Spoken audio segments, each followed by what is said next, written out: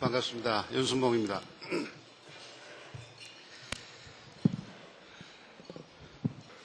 받으신 교재가 아마 300여 페이지 될 겁니다. 그래서 그거를 제가 1시간 만에 다 소화하기는 조금 힘들고, 그 중에 일부 교재에 있는 부분은 텍스트로 가름을 하고 중요한 부분 중심으로 스킵을 하면서 빠르게 진행을 하도록 하겠습니다. 일단 제가 하는 스타일 자체를 보신 분은 아시겠습니다만은 좀 느린 것보다는 소프트하고 빠르게 그런 식으로 진행을 하도록 하겠습니다. 전체 말씀드릴 순서는요, 먼저 아이스 브레이킹 조금 하고 혁신이란 무엇인가, 그 다음에 조금 좁혀서 경영 혁신, 그리고 조금 더 들어가서 왜 필요성에 대해서 말씀을 드리고요. 그 다음에 어떻게 방법론에 대해서 말씀을 드리고 마지막 전체 마무리하는 이런 진행을 가져가도록 하겠습니다. 먼저 아이스 브레이킹부터 하죠. 지금으로부터 딱 1년 전, 1년 한 두어 달 됐습니까? 쓰나미라는 게 동남아를 덮쳤습니다.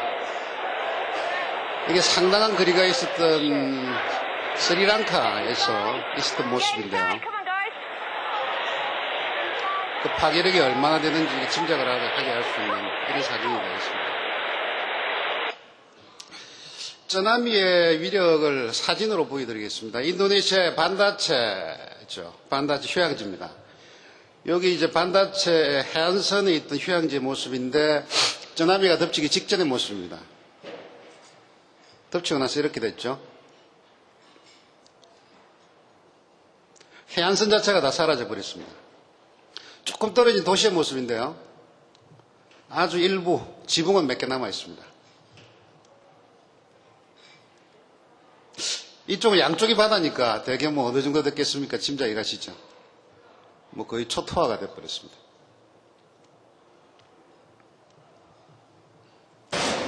이게 투마로우라는 영화에서 쓰나미가 뉴욕시를 덮치는 그 장면입니다. 저희들이 사실 이런 물리적인 쓰나미가 급진한다라고 이야기를 하는데 사실은 그거보다는 저희들이 처해 있는 경영 환경의 변화, 이거는 훨씬 더 큰 쓰나미로 저희들한테 닥쳐오고 있습니다. 본론에 들어가겠습니다. 혁신이란 말은 너무나 많은 사람들이 많은 식으로 이야기를 해서 참 진보하기까지 한 이런 용어인데요. 그래서 어떻게 차별화되게 제가 말씀드릴까 상당히 좀 고민입니다. 라틴어의 노바, 새롭다라는 의미가 어원이 되겠고요. 중국어로 따지면 이 피, 벗겨낸 가죽 피를 두무지를 해서 새롭게 가죽으로 만든다라고 하는 게 혁신입니다.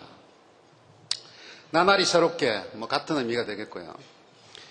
최근에 각광을 받기 시작하는 사람이 헤라클레이토스라는 사람이죠. 지난 3000년간 서구 사조를 지배했던 철학은 플라톤 학파입니다. 지구상에는 영원한 게 있고 일시적인 게 있는데 이데아 같은 거, 이런 건 영원한 것이고 그림자 같은 이런 건 일시적인 것, 덧없는 것이다. 이런 사조가 한 3000년을 지배를 하다가 갑자기 20세기 말 21세기 초에 들어가면서부터 헤라클레이토스라는 사람이 부각이 되기 시작합니다. 변화론자죠. 이런 파라독스를 했습니다. 세상에서 변하지 않는 것은 단 하나뿐인데 그것은 모든 것이 변한다는 사실이다. 패러독스 같습니다만은 곰곰이 생각해보면 맞는 말 같기도 합니다. 이 사람이 여러 가지 좋은 말을 많이 남겼습니다. 당신은 동일한 강물에 두 번 몸을 담글 수 없다. 매일 아침 뜨는 태양은 나날이 새롭다. 이런 식이죠. 그래서 후학인 플라톤이 이런 헤라클레이토스 철학을 판탈레이, 다시 말씀드려서 만물은 흐른다. 예를 들면 불은 바뀌어서 물이 되고 물은 흙이 되고 또 흙은 물이 되고 물은 다시 불로 된다 라는 거죠. 또 최근에 조금 들어와서 이 변화, 단절적인 변화를 이야기하는 사람이 토마스 쿤입니다. 저희들이 흔히 패러다임이라는 이야기를 많이 쓰는데요. 실제 패러다임이라는 용어를 대중화시킨 사람이 토마스 쿤이라는 과학 철학자, 과학 사가죠. 이 사람은 과학을 두 가지로 나눕니다. 정상과학이라는 게 있고 과학혁명이라는 게 있다. 정상과학이라는 게 예를 들면요, 천동설 같은 겁니다. 해가 지구를 돌고 있다. 그런데 많은 증거들을 보면 도저히 천동설로 설명 안 되는 아주 한계 상황까지 봉착을 하게 됩니다. 그러다 보면 갑자기 단절적인 새로운 변화가 오는데요. 지동설이죠. 아니다. 그건 잘못됐다. 지구가 해를 돈다. 이런 식으로 세계관의 단절적인 변화를 저희들은 파라다임 체인지라고 이야기를 하고 있습니다. 더 근대로 들어와서 슈페트 이야기를 하겠습니다. 창조적 파괴. 창조적 파괴를 통해서 기술혁신이 일어나고 이런 기술혁신이 기업가 정신의 원동력이 된다라고 이야기를 하고 있습니다. 그래서 이 양반 이야기는 역사라는 것은 과거의 질서가 파괴되고 새로운 질서가 탄생하는 창조적 과정을 거치면서 세상 자체가 진화한다. 이제 이런 이야기죠. 사실 이 슈페트는 생전은 상당히 불안했습니다. 이 사람이 1800년대 태어나서 1950년에 죽었으니까요. 그런데 이 양반이 한참 활동할 때 시기가 미국의 대공황 시대입니다. 그때 주장했던 거는 그때 인기를 받았던 거는 이 슈페트보다는 케인즈죠. 케인즈가 비전과 희망이다라는 뉴딜을 가지고 각광을 받았죠. 계속 이 물밑에 숨어 있다가 1990년대 되면서 신경제, 디지털 경제, IT 경제가 부활이 되면서 역시 이 슈페트라는 사람이 안목이 있는 사람이다라고 재평가를 받습니다. 폴 사포 같은 사람은 슈페트는 20세기 후반 경제학의 화신이었으나 우리는 그를 알지를 못했다. 뒤늦게 이제 이런 이야기들을 하는 거죠. 경영혁신의 혁신에 대한 총론을 받고요. 조금 더 좁혀서 경영혁신에 대해서 이야기를 하겠습니다. 이런 혁신의 컨셉을 경영에 넣는 게 바로 경영혁신이겠죠. 새로운 아이디어를 만들고 그걸 개발을 해서 실용화하는 과정이다라는 거죠. 조금 더 깊이 들어가면 여러 가지 테크닉들, 이거는 경영혁신 그 자체라기보다는 경영혁신을 실현하기 위한 여러 가지 방편들, 공정합리화라든지 품질관리, 사무혁신, OS, 벤치마킹 등등 이런 것들이 상당히 각광을 받고 있는데요. 최근에는 이게 조금 더 발전이 되면서 경영 환경이 워낙 불확실하고 또 모든 게 바뀌어야 되고 변해야 되고 하다 보니까 경영 그 자체가 혁신이다. CEO가 하는 일 그 자체가 혁신이다. 라는 꼭 이권은 아니겠습니다만은 등식이 성립되고 있는데 여기서 반드시 저희들이 한번 짚고 넘어가야 될 거는 말이죠. 이런 겁니다. 드러크 이야기를 보면 경영자들의 조급증입니다. 경영자라는 사람들은 15살짜리 소녀처럼 유행에 대단히 민감을 해서 다른 기업들이 새로운 경영혁신 기법을 사용하는 것을 보면 이를 자기 회사에 적용하고 싶어 한다. 참지를 못하는 거죠. 예를 들어서 갑자기 어떤 마이클 래머라는 사람이 BPR이라는 걸 두고 나오면 마치 BPR을 안 하면 자기 회사가 큰일 나는 것처럼 또 BPR을 하면 회사가 안고 있는 모든 문제가 다 해결되는 것처럼 이렇게 부산을 뜨는데요. 이는 일시적인 유행, 패드를 가지고 경영혁신이 달성이 될 거냐라는 것은 상당히 퀘스천이 있다는 거죠. 그래서 진정 자기 회사의 강점과 약점, 그리고 가지고 있는 핵심 역량, 또 환경 변화, 또 스왑 분석을 해서 자기한테 가장 맞는 절차와 수순과 방법을 통해서 혁신을 해야 된다라는 게 시사점입니다. 조금 더 구체적으로 들어가겠습니다. 왜 혁신을 해야 되느냐라는 부분이 되겠죠. 저희가 단절적인 변화를 맞기 때문입니다. 이 화면을 몇 번은 보셨을지도 모르겠습니다만 제가 다시 한번 리바이벌을 하겠는데요. 자, 퀴즈를 하나 내겠습니다. 스파이더맨이라는 영화 예고편을 보여드리겠습니다. 거의 한 5억 가까운 돈을 들여서 예고편을 만들었다라고 하는데요. 이게 실제 스파이더맨을 보신 분은 아시겠습니다만은 이 장면이 본 영화에서는 삭제가 됐습니다. 왜 비싼 돈을 들여서 예고편을 만들고 삭제를 했을까요? 퀴즈입니다. Clint, shut her down.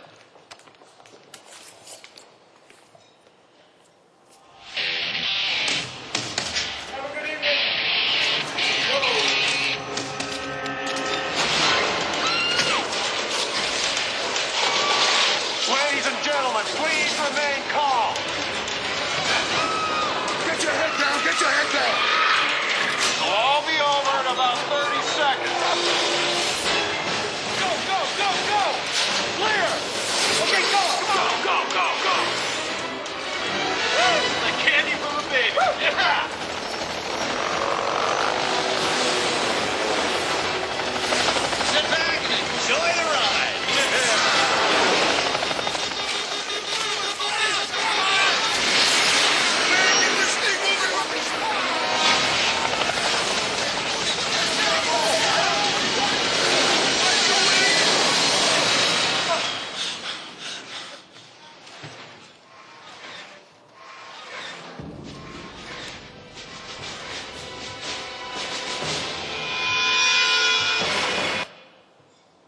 되게 감을 잡으셨을 것 같은데요.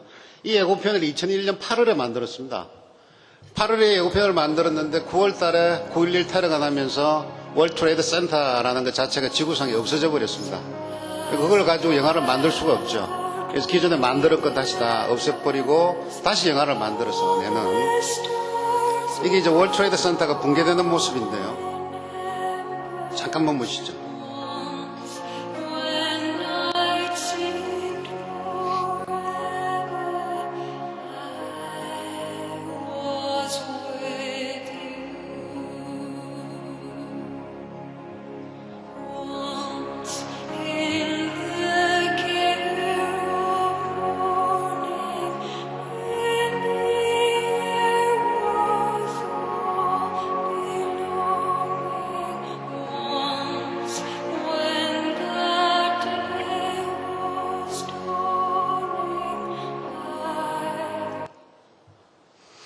억이라는 돈을 들여서 한 달을 써먹지도 못하는, 한 치 앞을 내다볼 수 없는 이런 세상을 저희들은 단절적인 변화를 맞고 있다라고 이야기를 하고 있습니다.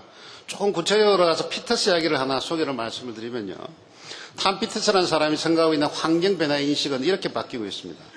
과거에는 성공을 향해서 조금씩 나아갔지만 이제는 화끈한 실패를 통해서 실패 경험을 축적을 해서 성공을 해야 되고, 과거에는 CFO가 지배를 했다 그러면 이제는 이노베이터, 혁신가들이 지배를 해야 되고, 눈에 보이는 자산이 중요했다 그러면 이제는 눈에 보이지 않는 자산이 중요하고, 그다음에 성공의 실패 이 주기가 과거에는 몇십 년 있다 그러면 이제는 몇 달 만에 일어난다.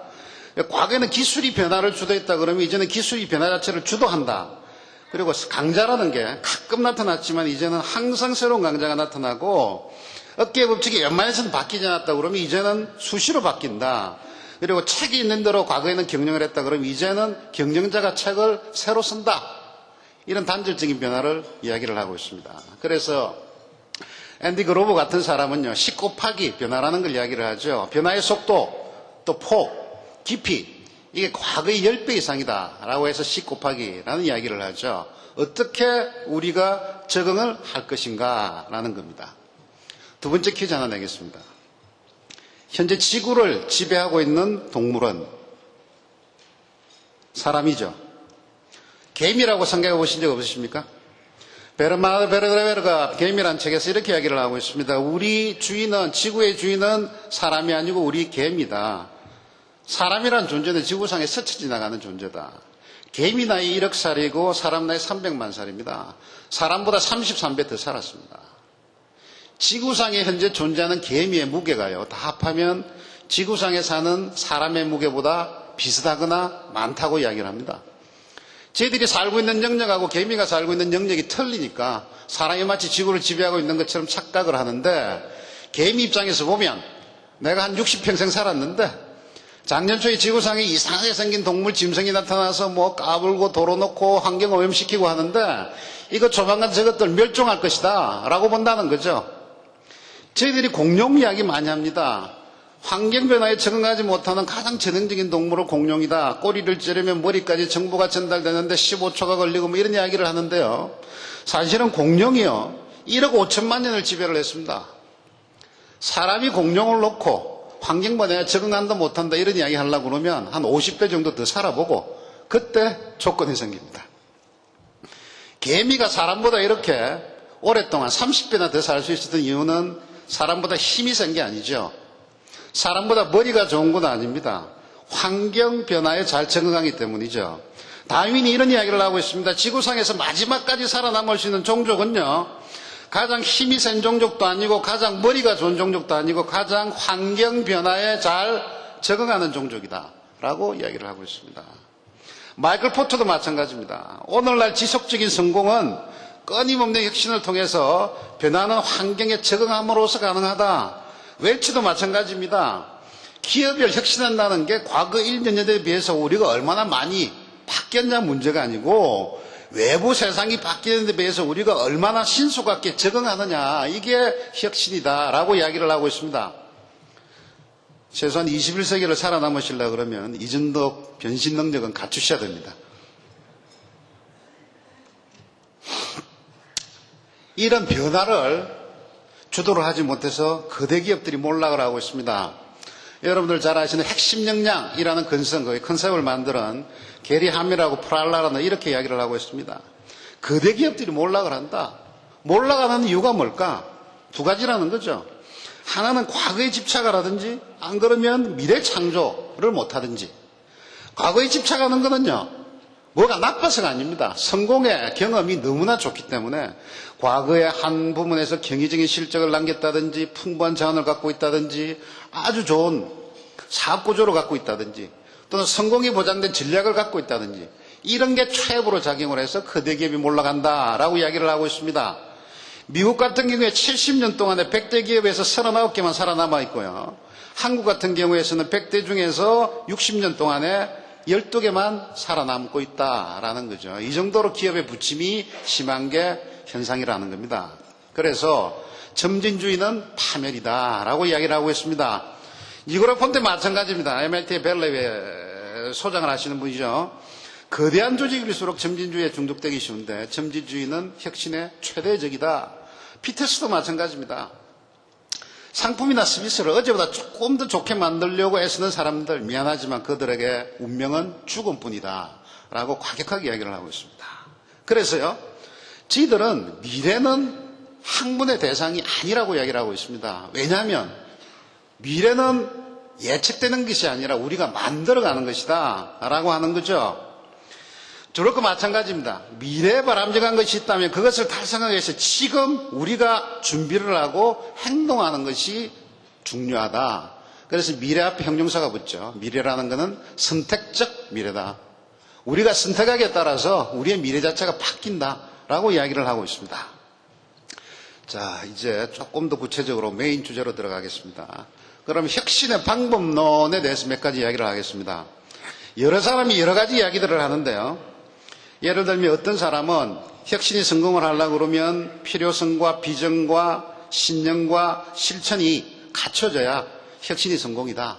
만일에 필요성이 없으면 조직 구성원들은 방관하게 되고 비전이 없으면 혼란에 빠지고 신념이 없으면 회의하게 되고 실천을 하지 않으면 혁신은 좌절이 된다. 뭐 이런 이야기를 하는 사람. 그다음에 예를 들어서 뭐 로자베스 모스칸트 같은 사람들, 하버드 윈스 리뷰 편집장인데요. 이런 여러 가지 이야기를 하고 김영배 교수, 이진주 교수 이 여러 가지 사람들이 여러 가지로 이제 이야기를 하는데 그걸 제가 종합을 해보니까 대개 최소 공부에서 한 7가지 정도가 나옵니다. 첫 번째, 변화의 필요성. 이거를 철저하게 인식을 해야 된다. 두 번째, 비전을 제대로 만들어라. 그리고 CEO가 앞장서서 진두지휘를 하고 각오와 철저히 단절을 시켜라. 아주 구체적이고 짜임새 있는 실행계획을 마련을 하고 실행력을 보강을 하고 마지막 조직적인 저항을 극복을 해야 된다. 대개 7가지 이야기를 합니다. 하나씩 말씀을 드리겠습니다.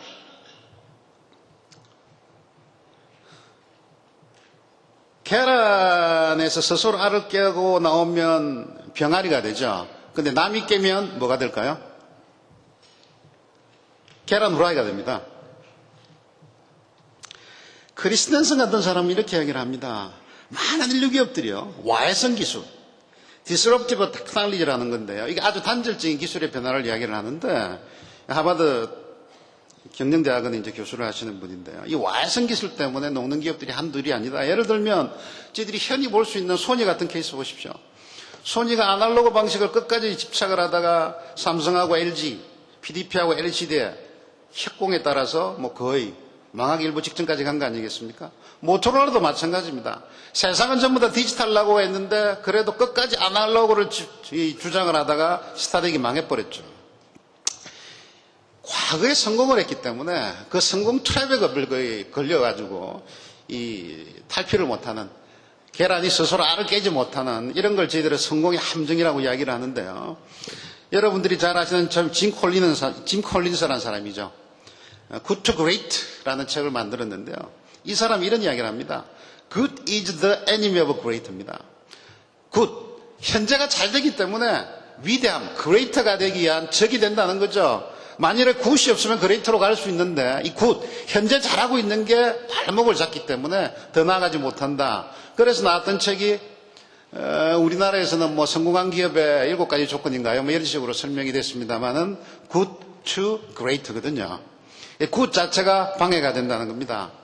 예를 들면 어떤 기업들 같은 경우에 이 기업이 잘 되는 것 자체가 자만심이 되는 경우 아주 여러 가지가 있습니다. 예를 들면은 자기 기업에 대한 타경한 실적을 자랑을 한다든지 CEO가 심심하면 잡지 모델로 등장을 한다든지 또 어떤 경영의 대가가 또 여러 가지 자리에서 우수한 기업으로 칭찬을 한다든지 기념물을 검열을 한다든지 또 거리나 경기장 같은데 회사 관련된 이름을 붙인다든지 이런 식으로 되는 게 이 자만이 서서히 자만 속으로 빠져들고 있는 조짐이다라고 이야기를 하는 거죠. 역사의 아버지 헤로도토스가 이런 이야기를 합니다. 고대 제국의 몰락도 보면 극단적으로 몰락하는 이유가 어려워서가 아니라 성공의 자만에 빠져서 그렇다라는 거죠.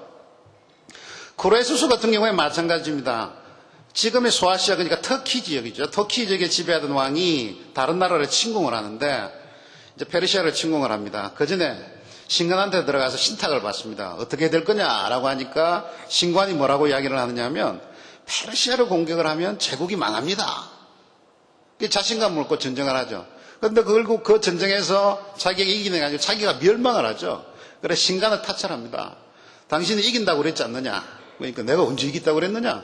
공격을 하면 제국이 파괴된다고 그랬고 그 제국은 페르시아가 아니고 당신이다 라고 이야기를 했다는 거 아닙니까? 아테네 같은 경우도 마찬가지입니다. 이게 펠로폰네스 전쟁 같은 데 보면 이제 아테네하고 스파르타하고 붙는 거 아닙니까? 초기에는 아테네가 굉장히 인기가 좋았습니다. 결국 이제 이게 동맹인데요. 마치 이 전쟁 자체가 1차 대전이나 2차 대전처럼 연합군 대 연합군으로 붙는데 아테네 연합군하고 이제 이쪽 스파르타 연합군하고 붙는 거죠. 초기에는 굉장히 인기가 좋았습니다. 그러다가 대세력이 형성이 되자 자만에 빠지는 거죠. 나중에 그리스가 아테네가 어떤 식으로 정의를 하느냐 하면 정의라는 것은 우월한 자가 강요하면 약한 자는 항상 따르는 것이 정의다. 힘이 정의다. 라고 하자 연합군들이 떨어져 나가기 시작하죠. 결국 스파르타한테 먹히는 거죠. 그 다음에 예를 들면 이제 이카루스의 파라독스입니다. 여러분들 잘 아시겠습니다만은. 이카루스의 파라독스.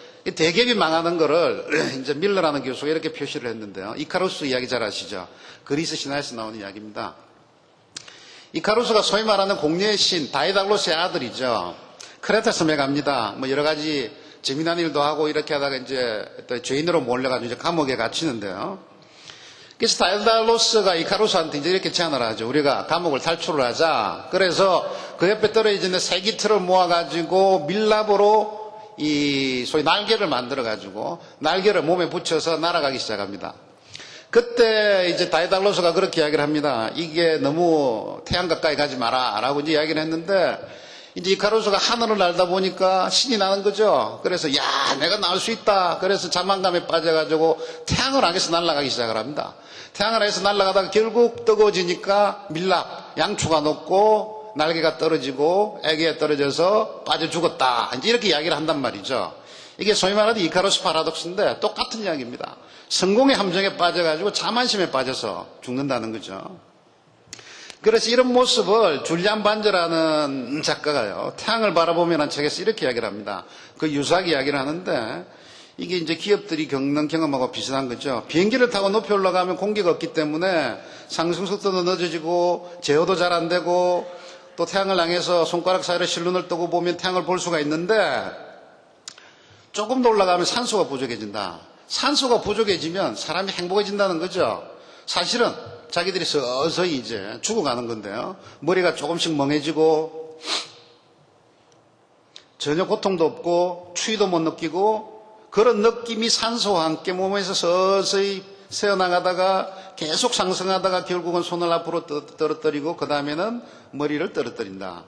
그게 삶의 종말인지조차 의식을 하지 못한 채 서서히 죽어간다라는 거거든요. 이게 이제 성공한 사람들이 몰락하는 과정입니다. 이거는 마치 저희들이 그 깨구리를 물속에 넣고 서서히 온도를 올리면 익혀서 죽는다 이런 이야기 있지 않습니까? 자기가 죽어가는데도 죽는 모습을 모른다는 거죠. 그래서 이 가로스 파라독스에서 성공하는 기업들이 추락하는 게도 예를 들어서 예를 하나만 말씀을 드리면 크래프트맨 엄청난 기술이 있는 기업이 계속 기술만 가지고 기술 하다가 나중에 그 자만에 빠져서 땜장이로 전락을 한다든지 이런 이야기들이죠. 두 번째가 이 활동적 타성이라는 이야기입니다. 하버드에 있는 이제 도널드 썰이라는 교수가 이 이야기를 했는데요. 과거의 성공이 이것이야 타성으로 관성으로 붙어가지고 그 트랩에서 빠져나오지 못한다. 이제 이런 이야기인데요. 예를 들면 이런 이야기 있지 않습니까? 코끼리가 아주 어릴 때 이 발목에다가 족쇄를 채우고 이거를 아주 그 자그마한 말뚝에 박아 놓으면 그때는 이제 코끼리가 작으니까 말뚝을 뽑지를 못하죠. 근데 나중에 코끼리가 아주 커서 힘이 엄청나게 커졌는데도 요 말뚝만 해서 딱 박아 놓으면 만일에 코끼리가 마음만 먹고 다리만 하나 싹 빼면 그대로 말뚝이 빠지는데도 하여튼 요 족쇄를 해서 말뚝을 박아 놓으면 그 5m 반경에서 벗어나지 않는다는 거거든요. 평생을 나는 이 5m 내에서 말뚝만 박으면 산다라는 관성이 붙어 있기 때문에 그거를 타파할 생각을 못 한다는 거죠. 그래서 썰 같은 교수는 이런 이야기를 합니다. 기업이 이제 성공하는 데 필요한 요소가 경영의 어떤 자원이라든지 전략의 틀이라든지 프로세스나 관계, 가치관 이런 게 이제 남들보다 뛰어나면 기업이 성공을 하게 되는데 이게 고착화가 돼버리면 발목을 잡는다는 거죠. 전략은 눈가리개로, 자원은 골칫거리로, 프로세스는 기계적 절차로, 관계는 족쇄로, 가치관은 도구마로 전락을 한다 이런 이야기인데 예를 들면 이런 겁니다. 과거에 어떤 전략을 가지고 한번 성공을 했으면 그 성공한 트랩에 빠져가지고 그게 마치 블라인드처럼 우리가 비행기 탈 때 눈가리개처럼 그게 눈앞을 딱 가로막고 있으니까 옆을 쳐다보지를 못한다는 겁니다. 예를 들면요. 프랑스 이야기를 하겠습니다. 프랑스란 나라는 1차 대전 이전에는요. 그 나라들이 이제 상당히 강국이니까 도대체 강한 것이 뭐냐? 강한 것은 용기다. 전쟁에 나와서 아주 용감하게 싸우는 것이 이 군사고 병사고 잘하는 것이다. 라는 게 과거에 그런 용감함을 가지고 계속 승리를 했단 말이죠. 그 트랩에 딱 빠져 있었습니다. 그러다가 막상 1차 대전이 쳐집니다. 그런데 독일군이 아주 체계적으로 공격을 하거든요. 그래서 무너집니다. 그리고 이제 한참 있다가 2차 대전 되기 직전에 그걸 한번 경험하고 나서 마지노선을 치는 거죠. 그 유명한 철옹성. 어떤 누구도 마지노선을 넘지를 못할 것이다. 라고 계속 투자를 합니다. 그것도 일종의 트랩에 빠진 거죠. 그런데 마지노선을 통과되는데 며칠 안 걸립니다. 독일군의 전략을 바로 바꿔버리는 거죠. 어떤 식으로 바꾸느냐 하면 그 당시에 탱크라는 물건이 처음 나왔는데요. 프랑스는 사단 하나당 탱크를 하나씩 그러니까 보병 지원용으로 탱크를 배치를 하는 거죠. 근데 독일군은요, 똑같은 탱크인데도 어떻게 하느냐 하면 탱크만 따로 모아가지고 전문적인 기계화 사단을 만들어 버립니다. 그러니까 저쪽은 탱크 하나고 이쪽은 탱크 수십 척이고 뭐 며칠이 안 돼서 그냥 마지노선이 격파가 되는 거죠. 세상이 바뀌고 전략이 바뀌는데 프랑스는 과거에 자기가 성공했던 경험에 집착을 해서 그게 바로 눈가리개가 돼버리는 겁니다. 두 번째는요. 경영 자원이 과거에 여러 가지 자원들이 현재 성공을 이끌어냈는데 그 자원들이 미래에는 골칫거리로 전락을 해버린다 이런 거 아니겠습니까? 예를 들면 IBM 같은 경우가 그런 겁니다. IBM이 메인프레임에서 엄청난 성공을 거뒀죠. 그러니까 계속 모든 전략이 IBM에서는 메인프레임. 세상은 어느덧 PC로 넘어갔는데요. 넘어갔는데도 불구하고 계속 메인프레임을 주장을 하다가 봉착을 하는 거죠. 미국 항공사부터 마찬가지입니다. 미국의 이제 항공산업 유나이티드 항공, 델타, 아메리칸 항공 6대 항공사가 있는데요. 이 항공사는 어떤 전략을 계속 유지를 했느냐 하면 헙 앤 스포크라는 겁니다. 헙 공항을 만들고 모든 항공을 그 항공대로 모으고 다시 나가는 마치 그 술의 바퀴 같은 이런 전략. 그게 이제 최고의 전략이라 한 거죠. 근데 어느 날 갑자기 헙 앤 스포크가 아니라 포인트 투 포인트, 지역에서 지역으로 올리기는 아주 소형 병사가 나오는 거죠. 예를 들어서 사우스웨스트라든지 젯블루라든지 이지제트라든지 이런 게 나오는 거 보더라도 무시를 하는 겁니다. 저거는 말도 안 되는 거야. 이론적으로 벌써 증명이 된 전략이야. 근데 지금은 어떻습니까? 대형 항공사 6개 회사의 시가총액을 다 합해도 지금은 사우스웨스트 그 작은 회사 하나의 시가총액을 이기지를 못하거든요. 이런 식으로 역전이 돼버리는 겁니다. 프로세스도 마찬가지입니다. 우리가 어떤 성공한 프로세스를 갖고 있으면 그 프로세스를 고치기가 굉장히 힘이 듭니다. 그래서 이게 완전히 루틴으로 묶여버린다는 거죠. 예를 들면 이제 캄팩 같은 경우가 실패한 케이스인데요. 캄팩은 처음에 시작했을 때는 기술 가지고 나갔습니다. 왜냐하면 그 당시에 컴퓨터라는 게 상대적으로 기술이 떨어지고 고장이 잘못되어 있고 고장이 자주 나고 해서 기술적으로 우수한 게 많이 팔렸습니다. 그런데 세상이 어느 정도 지나가지고 모든 회사들이 기술을 다 따라잡고 어느덧 세상은 기술이 차별화 요소가 아니고 가격이 차별화 요소입니다. 그래서 대일이 말이죠. 20% 내지 40% 산 가격의 컴퓨터를 출시를 한데도 불구하고 컴팩은 계속 기술만을 유지를 하다가 그렇죠? 교육을 위한 수단 이게 산불 정책이다. 그럼 나중에는 산불이 수단이 아니고 산불 그 자체가 목적어가 돼버리는 도구마로 빠지는 이런 경우에 멸망을 한다라고 이야기를 하죠. 그래서 이런 자만에 대한 거는요. 지금 현 시대의 이야기가 아니다. 벌써 이 쭉 책 같은 걸 찾아보면 고대 그리스 시대 때부터 많은 사람들이 자만에 빠지고 실패를 하고 그래서 자만에 빠지지 않기 위해서 여러 가지 지침들이 있었는데요. 제가 몇 가지 말씀만 드리면 첫 번째 하나 그리스 시대 때 있었던 지침입니다. 성공에는 자만이 수만되기 마련이라는 점을 항상 명심해라. 그리고 성공을 믿지 마라. 세 번째가 상당히 재미난데요. 로마 시대 때 소위 말하는 개선 장군입니다. 이 사람들이 이제 많은 노획물을 가지고 로마로 개선을 하죠. 요 장군 뒤에 아주 어린 애들이 항상 따라다니면서 노래를 부르는데요. 노래 내용이 참 재밌다 그래요. 라틴어로 당신도 언젠가는 죽는다는 점을 명심해라 라는 노래를 계속 반복적으로 부르면서 개선 장군 뒤를 따라다닌다는 거죠. 첫 번째 변화의 필요성에 대해서 말씀을 드렸고요. 그 다음에 변화의 비전에 대해서 말씀을 드리겠습니다. 먼저 비전을 명확히 만들어야 됩니다. 아까 저게 그 사람의 얼굴이 바뀌는 모습을 하나 보여드렸는데요. 이 비전이 없이 사람의 얼굴이 바뀌는 모습을 보여드리겠습니다.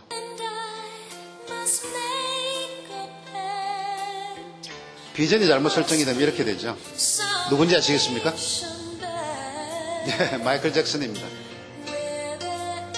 어릴 때 잭슨 5 할 때는 얼굴이 참 이뻤어요.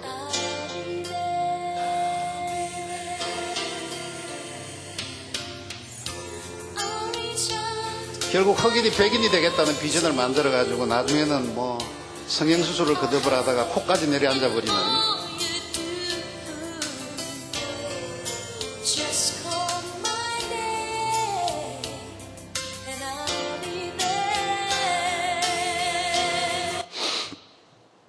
비전의 요건은 대개 세 가지를 이야기를 합니다. 첫 번째 하나, 꿈과 희망을 줄 수 있어야 되고, 두 번째, 비전은 고객 위주로 만들어야 되고, 세 번째, 손에 집혀야 된다. 구체적이어야 된다.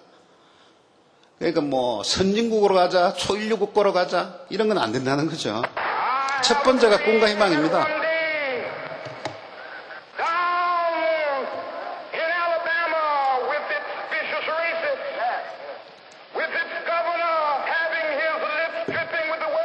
이게 이제 마틴 루터 킹 목사가 우리는 꿈을 가지고 있습니다. 어느 날 조지아에서 미시시피와 알라바마에 이르기까지 옛날 노예의 아들들이 옛날 노예 주인의 아들들과 함께 손을 잡고 형제처럼 사는 게 꿈입니다. 라고 I have a dream을 계속 반복하는 연설 아닙니까? 비전에는 꿈이 있어야 된다는 거죠. 두 번째는 비전은 우리 시각으로 만들면 안 되고 고객 시각으로 만들어야 된다는 겁니다. 엠트랙 케이스 이야기하겠습니다. 엠트랙이 지금은 겨우 이제 목숨만 유지하고 있습니다만 엠트랙이라는 철도 회사가 어떤 회사입니까? 미국의 이게 서부 개척사라는 게 철도의 발전사하고 같이 가는 거거든요. 서부로 갈 때 제일 먼저 가는 게 앞에 기병대가 가고 그 다음에 역마차가 가고 그 다음에 따라가는 게 철도가 따라가는 거 아니겠습니까? 지금 스탠포드 대학이라는 것도 철도 재벌로서 탄생했던 스탠포드가 땅을 기정한 위에 만드는 게 스탠포드 대학이단 말이죠. 근데 왜 이 엠트랙이 지금 뭐 큰 목숨만 부지를 하고 있는가 말이죠. 엠트랙이 자기 비전을 우리는 철도 사업을 한다라고 이야기를 했습니다. 왜 계속 철도만 까는 거죠. 근데 새로운 수단이 나옵니다. 고속도로도 나오고 비행기도 나오고 DHL도 나오고 해운도 나오고 그러다 보니까 철도가 갈 길이 별로 없는 거죠. 계속 다른 경쟁 서비스가 없는 데만 찾아다니다 보니까 결국 코너에 몰려가지고 지금 이 모양 이 꼴이 됐는데요. 만일에 엠트랙이 200년 전에 자기의 비전을 우리는 철도 사업을 한다라고가 아니고 우리는 고객과 화물을 빠르고 편하게 실어 나른다. 고객 입장에 서서 우리는 고객과 화물을 편하고 빠르게 실어 나른다라고 비전을 만들었다 그러면 과거 경쟁 영역이 아마 다 엠트랙 영역입니다. 아마 미국은 지금 엠트랙 항공, 엠트랙 해운, 엠트랙 DHL 이런 거로 전체가 다 평정이 됐을 거거든요. 그러니까 비전 자체를 우리 시각으로 보느냐, 고객 시각으로 보느냐. 이게 이제 중요한 포인트라는 거죠. 그 다음에 이 비전이라는 거는 손에 딱 집혀야 됩니다. 황당무계하게 이렇게 벙벙하게 만들어가지고는 저희들 구성원들, 조직원들이 같이 공유를 못 합니다. 이 공적으로 만드는 비전 중에서 가장 뛰어난 거는 저는 이제 케네디 대통령의 우리는 미국인을 달로 보낸다라는 건데요. 사실은 뭐 케네디라는 사람이 인기는 좋았습니다만은 역사적으로 보면 행기 별로 없거든요. 그런데 이 비전은 참 잘 만들었습니다. 소련하고 미국하고 이제 우주 경쟁을 하다가 결국은 소련이 앞서죠. 소련이 스푸타니크 가지고 유인 우주선을 날려서 우주인을 사람을 우주상에 먼저 보내는 거 아닙니까? 그때 전 미국 국민들이 비탄에 시리에 빠져 있을 때 그때 케네디가 내걸었던 비전, 우리는 미국 사람을 달로 보낸다. 그건 확실하거든요. 달로 보내면 성공이고 못 보내면 실패 아닙니까? 그 이후에 있었던 여러 가지 과정들입니다. 이게 조금 화질이 떨어지는데요. 한번 보시죠.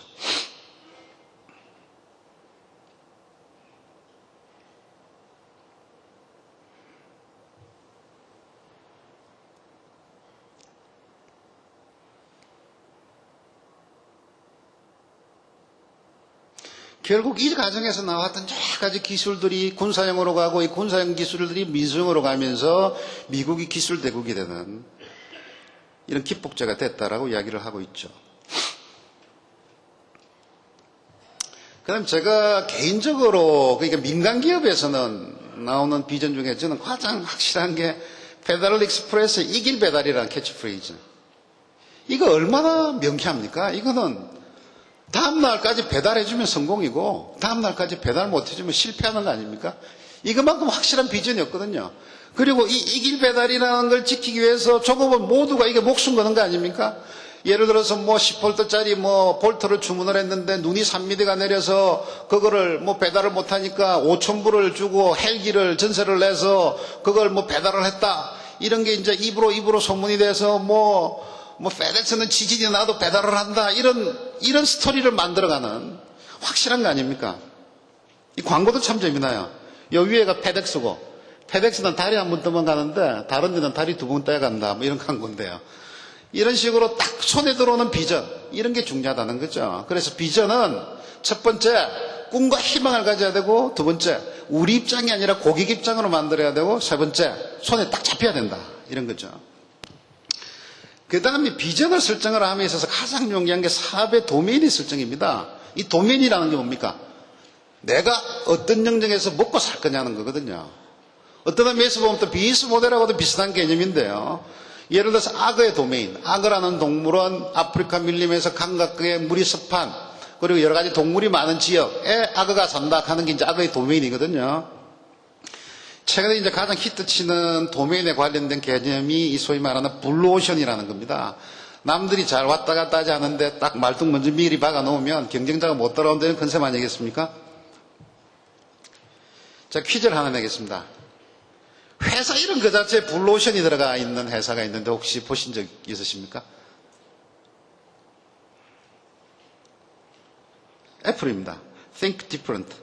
이 사람들 주장이 뭔가 남들과 다른 걸 생각하라는 거거든요. 이 맥킨토시인데요. 맥킨토시라는 게 사과의 품종의 한 종류죠. 그죠? 옛날에 무지개를 썼습니다. 이 사람들 광고를 보면 항상 뭔가를 새로운 걸 생각하는 사람들, 이런 사람들을 쓰는데요. 애플의 특이성은 수요의 충족이 아니라 욕망의 창조에 있다. 없는 것 자체를 만들어내는 거죠. 스티브 잡스의 성공은 소비자의 수요를 충족시키는 데 그치지 않고 창조성과 기술을 결합을 해서 욕망을 창조하는 데 있다. 잡스 이야기는 이렇습니다. 현재 나의 관심사는 현재 고객이 아니라 미래 고객입니다. 그리고 아이파드 같은 걸 이렇게 만들어내고도 이거는 현재 고객이 아니라 미래 소비자가 원하게 될 제품입니다. 이런 거죠. 그래서 결국은 이게 이제 과거의 애플의 브랜드인데요. 최근에 이런 식으로 바뀌었죠. 이거 자체가 블루오션입니다. 요새는 이제 이런 식으로 씁니다. 레인보우에서 블루오션으로. 그 다음에 이제 비전을 설정할 때 가장 중요한 게 모순 경영인데요. 옛날에는 두 마리 토끼를 잡으면 망한다고 그랬습니다. 그런데 이제는 두 마리 토끼를 잡아야 성공을 할 수 있다. 이런 거죠. 마이클 포터라는 사람이 소위 말하는 경쟁 우위라는 책에서요. 옛날에 경쟁을 확보하기 위해서는 비용 우위, 원가를 낮추든지 안 그러면 차별하고 고객 만족을 높이든지 두 개를 해야 되는데 이 두 개는 서로 상충관계다. 한꺼번에 두 마리 토끼를 잡으려고 그러면 다 실패한다. 라고 주장을 했습니다. 그게 전형적인 이제 경쟁이 결국 포드에서 GM으로 늘어나는 거 아닙니까? 위대한 경쟁자 두 사람이 결국 이제 포드하고요. GM의 이제 알프레드 솔로몬인데요. 결국 처음에 성공은 포드가 했죠. T형 자동차를 만들어서 대량 생산, 소위 말하는 매스 커스터마이제이션이라는 개념, 매스 프로덕션이라는 개념 자체를 만드는 거 아닙니까? 그 뒤에 후발자로 제네럴 모터가 따라옵니다. 듀란트가 뷰익을 인수를 하고 정주면 인수를 해서 17개사를 인수를 하고 회사가 많다 보니까 회사 이름도 정할 수가 없습니다. 그래서 대충이라는 뜻의 제네럴 모터라고 이름을 정했단 말이죠. 그러면서 이제 이대 사장이 알프레드 슬론이 나옵니다. 이 사람이 했던 게 뭐냐면 이게 무슨 모습이냐면 포드가 자기 아들이 하는 영국 자동차 회사에서 가보니까 자기 아들이 빨간 포도를 만들어가지고 아빠 이거 빨간 포도입니다 하니까 내가 언제 빨간 포도 만들으라고 그래서 지구상에는 까만 T자 하나만 있을 뿐이다 라고 하면서 망치로 이래 부수는 장면이거든요. 근데 시장이 바뀐 겁니다. 이제는 지루하다. 뭔가 남들과 다른 차별화를 원한다 라고 해서 여러 가지 라인을 만들고 제품 차별을 하고 성공을 한 게 이제 슬론의 케이스인데요. 이때까지는 마이클 포트 이야기가 먹혀들었습니다. 근데 이제는 그 이야기가 더 이상 먹혀들지 않습니다. 모순 경쟁을 해야 됩니다. 돌 하나로 새 두 마리를 잡아야 됩니다. 1타 2매를 해야 됩니다. 그래서 퍼시픽 같은 사람은 이렇게 이야기를 합니다. 결국 잘하는 CEO는 모순 경쟁을 하는 CEO다. 예를 들면 저희들이 항상 경험하는 게 이런 거 아닙니까? 사무실에서 보면 이거를 중앙 집중을 할 거냐 분간을 할 거냐 크게 갈 거냐 작게 갈 거냐 글로벌로 갈 거냐 로컬로 갈 거냐 이런 고민들을 무지 많이 하거든요. 근데 그거는 선택의 문제가 아니고 두 가지를 다 잡아야 된다는 거죠. 크기도 하고 작기도 해야 되고 집중도 하지만 분산도 해야 되고 글로벌로 하지만 로컬도 해야 되고. 그래서 이제 최근에 나오는 여러 가지 이론들이 그런 건데요. 매스 커스터마이제이션이 뭡니까? 옛날로 따지면 커스터마이제이션, 그다음 매스 프로덕션. 예를 들면 양복이라는 게 매스 프로덕션을 하면 값은 사지만 몸에는 잘 안 맞는다. 근데 커스터마이징, 개별로 주문을 받으면 몸에는 딱 맞지만 그 대신에 값은 굉장히 비싸다. 이 두 가지 토끼를 잡는 게 이제 매스 커스터마이제이션이거든요. 값도 사고 개별적으로도 맞춰주는 이런 거죠. 그게 전형적인 모습이 제너럴 일렉트릭입니다. 제너럴 일렉트릭이 이제 웰치가 거의 한 20년 동안 하면서 전반 10년은 하드 혁신을 하고 후반 10년은 소프트 혁신을 하는데요. 이게 1단계가 소위 말하는 중성자탄 책, 뉴트론 책 아닙니까? 엄청난 구조조정을 하고 2단계는 소위 말하는 소프트 혁신을 하는데 여러 가지가 있습니다. 뭐 워크아웃이다, 뭐 3S다, 무슨 뭐 식스 시그마다 별의별 게 다 있는데 저는 이걸 뭐라고 해석을 하느냐 하면 한마디로 지구에서 가장 큰 기업이 지구에서 가장 작은 기업처럼 움직이려는 노력이다라는 거죠. 예를 들면 웰치가 내건 캐치프레이즈 중에 3S 예를 들어서 뭐 스피드, 심플리시티, 셀프 컨피던스 이런 것들이 뭡니까? 그것은 대기업들이 가질 수 없는 중소기업이 갖고 있는 특징을 택하겠다는 거거든요. 그러니까 큰 놈이 작은 놈처럼 움직인다. 이게 말이 되지도 않죠. 근데 그거를 해야 세계 1등을 할 수가 있다. 이런 거죠. 그리고 마이클 포터의 이론을 결정적으로 부순 케이스가 이 사우스웨스트 항공의 케이스입니다. 아까 제가 말씀드렸습니다만은 미국의 큰 항공사 6개 시가총액을 다 합해도 이 사우스웨스트 항공의 시가총액을 당할 수가 없습니다. 이 작은 회사가 혁신의 교과서다. 경영학, 경영 전략을 다시 쓴다라는 케이스까지 만들어내는 거죠. 이 사람들이 회사 만든 그 자체가 혁신입니다. 옛날만 하더라도 흡앤스포크 개념이 있을 때 이때 아주 지역 항공, 포인트 투 포인트를 만들어가지고 가격을 거의 30% 정도 다운을 시킵니다. 경영 실적이 엄청나게 올라가죠. 고객건조로 비즈니스맨들이고요. 흡앤스포크라는 거하고 포인트 투 포인트는 뭐 아시겠습니다만 헙을 두고 스포크를 두고 가는 거고 포인트 투 포인트는 지역별로 가는 거죠. 단순화를 가지고 재미를 보는데요. 어떤 식으로 단순화를 시키는 가 하면 단순화를 시킬 수 있는 모든 것을 단순화를 시킵니다. 예를 들면요. 허브 공항 복잡합니다. 돈 많이 들어갑니다. 지역 공항 상행합니다. 비행기 종류도 딱 한 가지밖에 없습니다. 보잉 737. 그러니까 예를 들어서 비행기가 많다는 건 그만큼 코스트가 많이 들어간다는 거거든요. 좌석도요, 모든 게 이카노미입니다. 뭐, 퍼스트가 있고, 무슨, 비즈니스가 이런 거 없습니다. 처음부터 끝까지 다 비즈니스입니다. 이카노미입니다. 그러니까 서비스도 다양할 필요가 없죠. 딱 하나만 하면 되는 거죠. 좌석도 없습니다. 좌석 지정도 없고, 당신이 좋은 자리에 앉고 싶으면 빨리 와서 버스 타는 거하고 똑같습니다. 그리고 기내식도 없습니다. 기내식도 일절 제공하지 않고 그 대신에 각 깎아준다. 그리고 이 화물을 옮기는 고객들한테 환승해주는 이것도 안 합니다. 탑승금도 없습니다. 이런 식의 모든 프로세스를 다 줄여버리는 거죠. 그러다 보니까 한 20분 정도 공항에서 해서 고객 한 사람이 한 2,500명을 처리를 하는데요. 이게 다른 항공사하고 비교를 해보시죠. 좌석 1마일당 원가가 다른 항공사는 $8, $9, $10 아닙니까? 근데 사우스웨스트는 $7까지 떨어집니다. 조금 한 사람이 승객 한 사람을 승객을 얼마나 처리하느냐? 800, 1000, 900, 700, 1000이거든요. 2,400명을 처리를 합니다. 비행기 하나당 조금 어디 몇 명 붙느냐? 다른 데는 150, 130, 150, 110 이런데요. 81명입니다. 거의 절반 수준으로 떨어지는 거죠. 그러니까 원가 절감이 뭐 엄청나게 일어나는 겁니다. 근데 더 재미난 거는 이런 원가 절감만 하는 게 아니라 고객 만족도 동시에 추구를 한다는 거죠. 하여튼 아주 재미난 이벤트를 많이 만듭니다. 옷도요. 예를 들어서 부활절에는 스튜디오스나 스튜디오들이 토끼 옷을 입고 할러데이에는 이상한 분장을 하고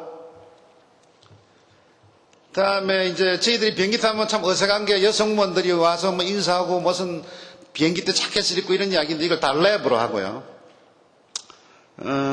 사우스웨스트에서는 담배를 피울 수가 있습니다. 항공에서는 어디서 피워야 되느냐 하면 비행기 문을 열고 나가서 날개 위에서 피워야 됩니다. 손님께서 담배를 피우고 싶다면 언제든지 날개 위에 마련된 테라스로 자리를 옮겨서 저희가 특별히 준비한 영화 바람과 함께 사라지다를 즐기시기 바랍니다. 이렇게 이제 이야기를 합니다. 그리고 재미난 게 뭐 이런 거는 수도 없이 많은데 하나 말씀드리면 성문과 30초 이상 연결되지 못한 고객은 8번을 눌러주십시오. 그렇다고 빨리 연결되는 건 아니지만 누른 손님 기분은 좋아질 겁니다. 뭐 이런 식으로 아주 재미난 조커를 해가는 회사죠. 그래서 9년 이상 고객 만족도 1등입니다. 그러니까 원가도 절반 이하로 떨어뜨리고 고객 만족도 1등이 되고 마이클 포터가 교과서에서 도저히 두 마리 토끼를 잡을 수 없다는 것을 실행을 하는 거죠. 자, 제가 이제 두 번째까지 말씀드렸던 게 비전의 문제고요. 그다음 세 번째 문제가 이제 CEO 문제입니다. 리더십이 좋다 나쁘다라는 이제 여러 가지 판단을 하는데요.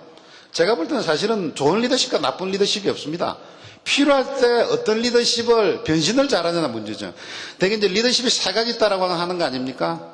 뷰로크래틱, 까라면 까 하는 거죠. 그래요. 이거는 당신이 이거 해주시오. 내가 해주면 이런 보상을 해주마. 서로 상하간에 거래를 하는 거죠. 뭔가를 조건을 주고 그걸 달성을 해주면 뭔가 대가를 주는 이런 게 이제 거래형인데 제일 밑에 있는 게 이제 구조개혁형입니다.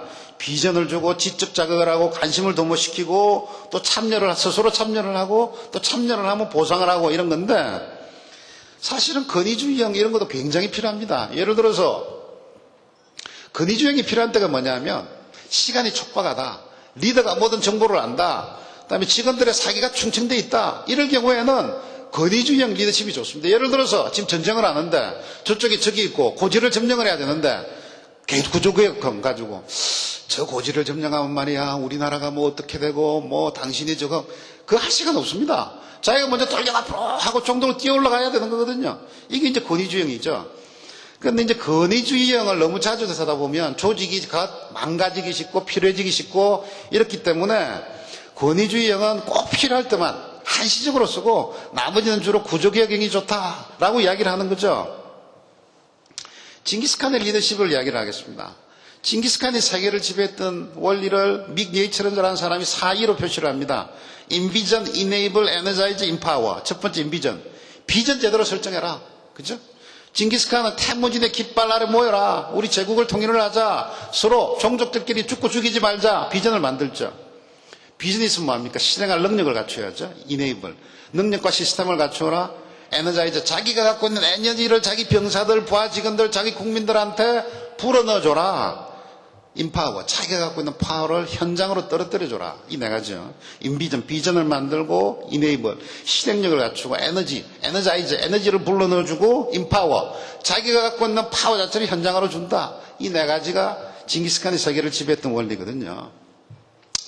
그 다음에 혁신에서 필요한 두 가지 리더십의 스타일, 두 번째 리더십의 스타일은요, 직관적 리더십입니다. 이건 이제 제가 만들어낸 말인데, MBI. Management by Objective, MBO가 아니라 MBI입니다. Intuition, 직관을 통한 리더십이 필요하다는 거죠. 제가 언젠가 한번 이런 질문을 던진 적이 한번 있는 것 같은데요. 경영자, CEO업이라는 게 과학자에 가깝습니까? 예술가에 가깝습니까? 혹시 과학에 가깝다고 생각하시는 분 혹시 계십니까? 예술가에 가깝다고 생각해 본 적 계십니까? 거의 다 예술가에 동의를 하시는데, 저도 그거는 100% 동의를 합니다. 이게 CEO업이라는 것은 과학자업이 아닙니다. 만일에 CEO가 과학이라고 그러면, 경영학 교사하시는 분들이 모여가지고, 벌써 이걸 10조, 20조 내야죠. 그거하고는 틀린 이야기거든요. 스텝은 과학자가 될 수 있지만, 그 많은 스텝이 가져오는 정보를 분석을 해서 종합적으로 의사결정을 내리는 법은 예술이거든요.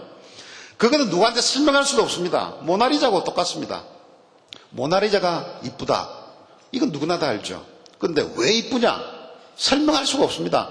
설명할 수가 없지만 이쁜다는 것을 안다는 게 바로 이 직관이죠. 직관이고 이거는 예술의 영역입니다. 민츠버거가요, 경영의 대가 아닙니까? 자기가 실제 실정 분석을 했는데 이 양반이 어떤 실정 분석을 했냐면 이런 겁니다. 자기가 실정 분석하기 전에 만드는 가설은요, 이 경영자라는 사람들은 항상 심사숙고를 하고 체계적으로 계획을 세울 줄 알았는데 실제 조사를 해보니까 아니더라. 8시간 동안 584가지 활동을 하면서 50% 이상을 9분 이상 지속을 못 시킨다. 그리고 정보도요, 경영자는 필요한 정보를 공식화된 정보 시스템을 통해서 획득하고 의사결정을 할 줄 알았는데 조사를 해보니까 78% 이상이 정보를 구두 커뮤니케이션 담당자 불러서 어떻게 됐어? 설명해봐. 그래? 결정해. 이렇게 하더라. 라는 거죠. 그리고 경영은 과학이고 경영자는 전문직이다. 이럴 줄 알았는데 실제 보니까 의사결정이라는 게 그렇게 과학적으로 하는 게 아니고 이런 치밀한 분석보다는 머릿속에 있는 잡동사니를 순간적으로 직관을 통해서 의사결정을 해서 야, 이렇게 가자. 나를 따르라. 이렇게 한다는 거죠. 이렇게 하는 게 바로 직관의 영역이다. 그래서 정주영 회장께서 물막이 공사를 하셨다든지, 웰체가 넘버1, 넘버2, 그다음에 이제 스타벅스 커피, 마이클 데리 컴퓨터 만드는 컴퓨터 그 직판하는 거, 이런 스토리를 보면 그거는 과학의 영역이 아닙니다. 번쩍이는 직관의 영역인데요. 직관이 중요하다고 해서 분석이 중요하지 않다라는 건 아니죠. 스태프들은 철저하게 분석을 시켜야 됩니다. 스태프들이 어떤 분석을 종합을 해서 직관으로 만들어야 되는 거죠. 그리고 이 직관이라는 건 그냥 되는 게 아니고 철저한 학습이 바탕이 돼야 하는 거죠. 크로노스 시간이라는 게 하고 카레오스 시간이라는 게 있는데요. 크로노스 시간이라는 거는 애를 탄생을 하려고 그러면 10달 동안 임신을 해야 되고 10달 후에 애가 딱 태어나는 시간이 카이로스 시간이거든요. 근데 저희들은 태어나는 것만 보고 크로노스 시간이 필요 없다고 생각할지 모르지만 이런 엄청난 크로노스 시간이 있어야 카이로스가 나온다라는 거죠. 그 다음에 이제 리더십에서 세 번째요. MUD형인데요. 리더십 스타일하고도 조금 비슷합니다. 대개 저희들이 리더십의 유형을 이야기할 때 두 가지를 이야기를 합니다. 탑다운을 이야기를 하고 바텀업 이야기를 합니다. 일사불란하게 지시해가는 형식이 탑다운이고 밑에서 쭉 올라오는 게 바텀업 아니겠습니까? 근데 사실은 이 두 가지가 다 문제가 있습니다. 예를 들면요, 벤처기업 이야기를 해봅시다. 중소기업 이야기를 하면 탑다운형 중소기업, 예를 들어서 삼성전자의 하층기업이다. 망하지는 않죠. 먹고 삽니다. 근데 지시가 일방적으로 가기 때문에 새로운 아이디어가 나오기가 굉장히 힘이 들죠. 근데 반대로 테란밸리에 있는 무성한 벤처기업들, 이 기업들은 아이디어는 굉장히 무성하죠. 성공의 가능성이 굉장히 희박합니다. 1000개 회사 중에서 성공하는 게 한두 개밖에 없죠. 그러니까 효과 자체가 굉장히 떨어진다는 거죠. 이 두 마리 토끼를 잡는 방법이 미들 업 다운 방식입니다. 예를 들면요, 탑에서는 큰 방향과 방침을 이야기를 해줍니다. 그러면 미들은 여러 가지 아이디어를 내죠. 이거 맞습니까? 맞아. 이거 맞습니까? 아니야. 이거 맞습니까? 이렇게 생각해봐. 그래서 뭔가 부부를 되면 그걸 다시 다운으로 내려와서 실행을 하는 거거든요. 그러면 방향성도 통일이 되니까 실패도 작고 그 대신에 다양한 아이디어도 나온단 말이죠. 이런 걸 저희들은 미들, 업, 다운 방식이라고 이야기를 하고 있습니다. 시간이 벌써 1시간이 지나버렸네요. 제가 많은 이야기들이 있습니다만은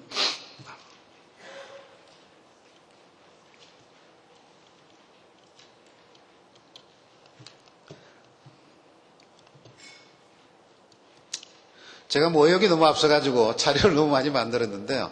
아마 자료는 나중에 보시면 눈으로도 되게 이제 확인이 되실 거고, 제가 한 테마만 더 하고 마무리 쪽으로 넘어가겠습니다. 혁신을 할 때 반드시 생각을 하셔야 될 게 이 시스템 띵킹입니다.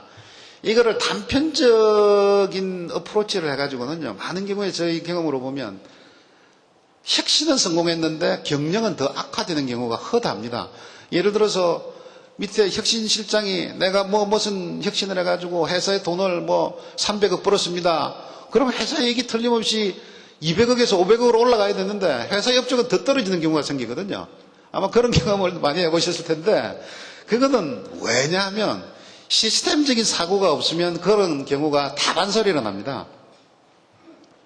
1962년에 아라비안 로렌스의 케이스입니다.